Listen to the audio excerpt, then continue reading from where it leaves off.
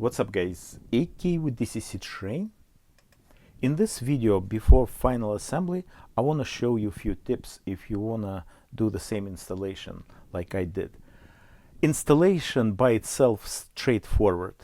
It's not complicated. No, I'll take it back, you probably start laughing.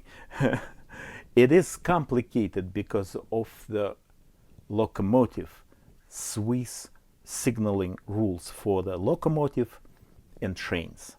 So this is Minitrix, DCC ready. The only one thing, that's how it started. That plug is no go, absolutely flimsy and not working very well. That's how it started. Again, installation straightforward except the lights. So we're going to the website, looking the whole concept of those Swiss lights rules, I should say, and I'll show you what I did. Here we go. Capturing screen. I'll put a link to that website in the comments line. So to accomplish the whole thing, so you see here, 3 lights here, it should be independent. 3 lights here because it will be changing directions. For emergency lights you need 3 on each end. So 1, 2, 3, 4, 5, 6 whites and 6 red. Okay, and need a 12 functions output, auxiliary output of the decoder. So can be done in N-Scale, yes, but it will be completely redesign everything, new board, 2 different decoders, stuff like this. I'm using Micro, ESU Micro. Going to the top. It's right here. I took the cover because it's not fitting very well, but you can see everything with covered with Kapton tape. Please use Kapton tape right here, not electrical tape, not masking tape for painting or something like this. Yeah. So how I broke the rule, my customer mentioned to me, and I did it very bad.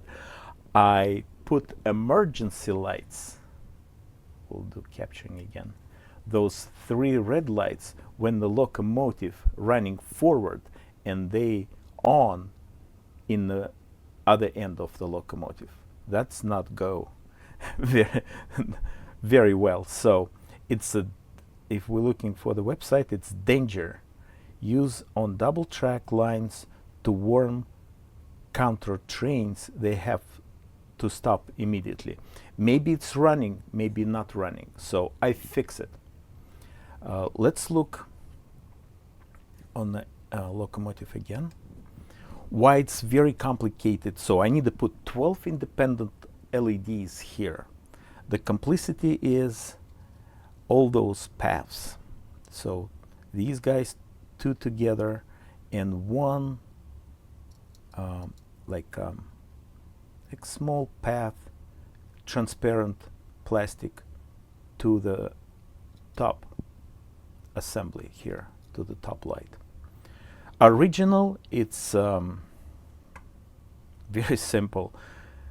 Just a bulb shooting lights here and to this path right here for that top light.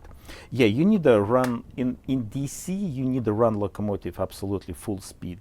In DCC, that bulb is okay, means it's kind of, you need to be really in the dark space, you know, on your layout, then you will see the light. Right now it's completely different. So what I did, I put 2 different LEDs and they require different voltage and amperage coming through them together. So right there, it's hard to see, but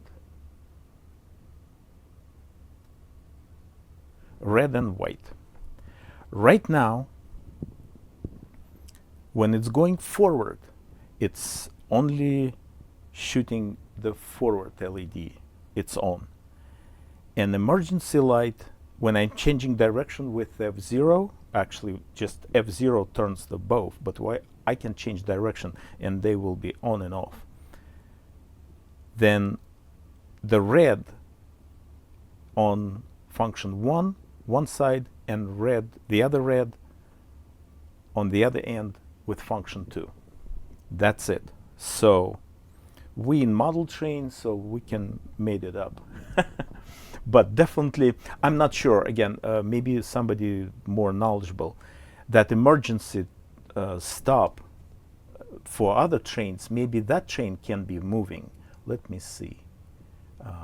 Windows capture. So theoretically, I can turn them on and drive it slowly, but definitely not directional, and definitely not only maybe, again, just guessing, when it's not moving. Okay, so something happened, it complete to stop, you know, or maybe slow moving, and engineer turning those lights on. Just my guess. Okay, so 12 function decoder, 12 individual LEDs, 3 here, whites, 3 reds, and 3 reds here. Also, there is another combination, like here, shunting vehicle, so it's only 2. With that independent lights, it can be done. To control it will be